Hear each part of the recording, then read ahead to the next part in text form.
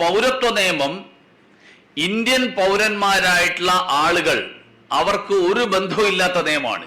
ഈ നിയമം കൊണ്ട് ആർക്കെങ്കിലും ഒരാൾക്ക് പൗരത്വം നഷ്ടമാകുന്നു, അങ്ങനെ ഒരു സാഹചര്യമേ ഇല്ല. മാത്രമല്ല, അയൽ രാജ്യങ്ങളിലെ പീഡിപ്പിക്കപ്പെടുന്ന ക്രിസ്ത്യൻ, ഹിന്ദു അടക്കമുള്ള 6 മതവിഭാഗങ്ങളിൽപ്പെടുന്ന ആളുകൾക്ക് അവർക്ക് അഭയം നൽകാനുള്ള നിയമമാണിത്. പാകിസ്ഥാനിലെയും അഫ്ഗാനിസ്ഥാനിലെയും ഹിന്ദു ക്രിസ്ത്യൻ സഹോദരിമാർ അവിടെ കിടന്ന് അനുഭവിച്ചോട്ടെ എന്നുള്ളതാണ് CPM-ന്റെയും കോൺഗ്രസിന്റെയും നിലപാട് എങ്കിൽ അതവർ തുറന്നു പറയട്ടെ. ഈ 3 രാജ്യങ്ങളിലും മുസ്ലിം സമൂഹത്തിനെതിരായിട്ട് ഒരു തരത്തിലുള്ള പീഡനവും നടക്കുന്നില്ല എന്നുള്ളതൊരു വസ്തുതയാണ്. പൗരത്വ നിയമത്തിന്റെ പേരിൽ സമൂഹത്തിൽ സ്പർദ്ധയുണ്ടാക്കി ഭിന്നിപ്പുണ്ടാക്കാനുള്ള ശ്രമം മാർക്സിസ്റ്റ് പാർട്ടിയും കോൺഗ്രസും അവസാനിപ്പിക്കും.